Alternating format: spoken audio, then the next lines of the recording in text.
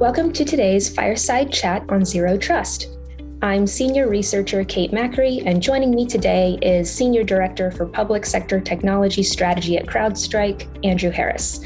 To start off the conversation today, Andrew, can you tell us a little bit about how federal customers can begin their Zero Trust journey and discuss some of the ideal use cases for Zero Trust to help federal agencies get started? Sure, absolutely.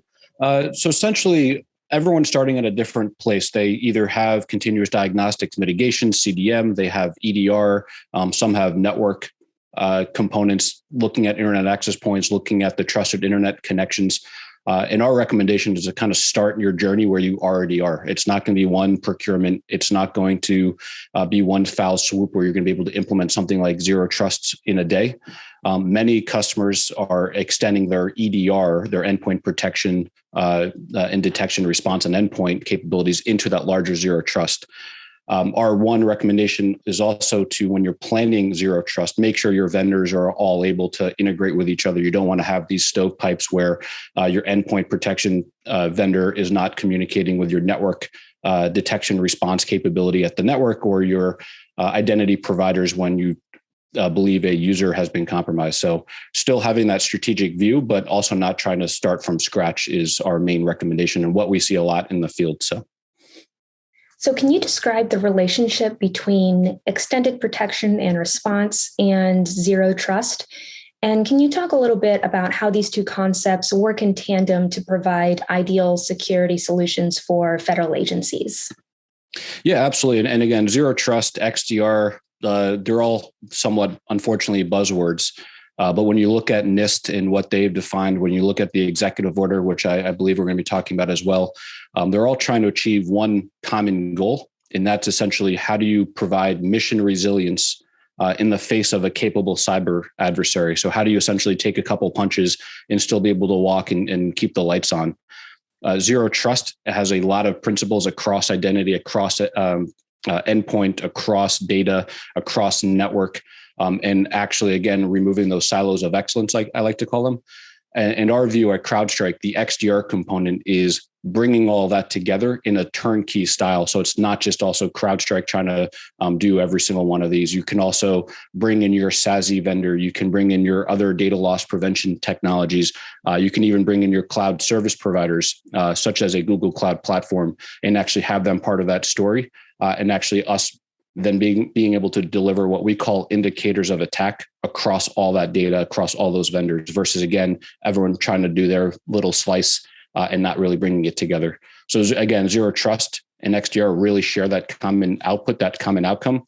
Zero Trust is an enabler of things like XDR, and again, our CrowdStrike view, XDR is that turnkey style of achieving Zero Trust principles outside of just one single vendor. So what is CrowdStrike's perspective on the cyber executive order from May 2021? And how do you think industry can help federal agencies implement the principles of the executive order and improve federal cybersecurity overall? Yeah, we're seeing tremendous momentum in the White House with executive orders that are hitting multiple departments, from DHS in the .gov space to DoD in our military. And again, they're all trying to march towards, how do we do Zero Trust while also adopting cloud services in a smart, tangible, consumable way, so we're not actually getting ahead of ourselves. On the CrowdStrike side, we have things like Spotlight to enhance our endpoint protection. So we're looking at vulnerabilities. We provide threat intelligence, and we share that across all vendors, which, again, from an operational feasibility perspective, often overlooked, is absolutely incredibly important. Vendors in general should be looking at not just how do I do this, what I call science fair projects of how do I meet a lot of these requirements and be unique. Again, those are obviously differentiators between vendors. But we also see a massive gap between trying to snap to the federal government's highly matrixed hierarchy of how they actually organize themselves. What I mean by that is you have subcommands, you have services, you have agencies, you have departments. How do you essentially allow them to be empowered? How do you allow them to manage their own policies, do their own detection and response capabilities, while also trickling that data up?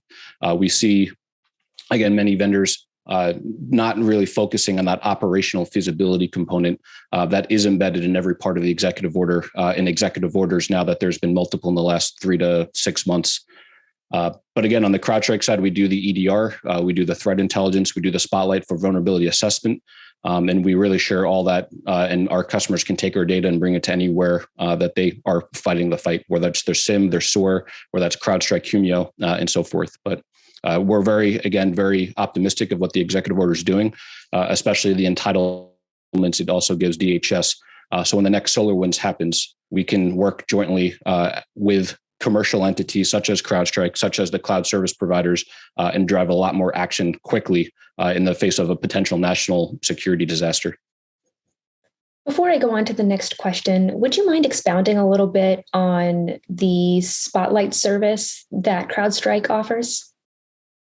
Yeah, sure. Absolutely. Spotlight is one of our it is our vulnerability assessment capability. So with the same agent on endpoint that's providing best of breed indicators of attack, detecting what I call the undetected. We're also looking at all the things going on in the file system and looking for vulnerabilities. We actually work with DHS. They have a known vulnerabilities exploited list. We also have a list that expands the DHS one. So we're not just saying, hey, here's all your vulnerabilities. We're also helping our customers prioritize which ones are being used in the wild. And again, that comes from our threat intelligence, that comes from our dark web hunting, that comes from us looking at Kali Linux and some other things that are bundled in there, looking at CVE references from all bunch of sources to really, again, help our customers prioritize what to do next. And we also have a remediation tab right there. So our analysts, if they're responding to a threat, can actually look at, hey, this asset has these vulnerabilities that might be an entry point into in a part of the investigation.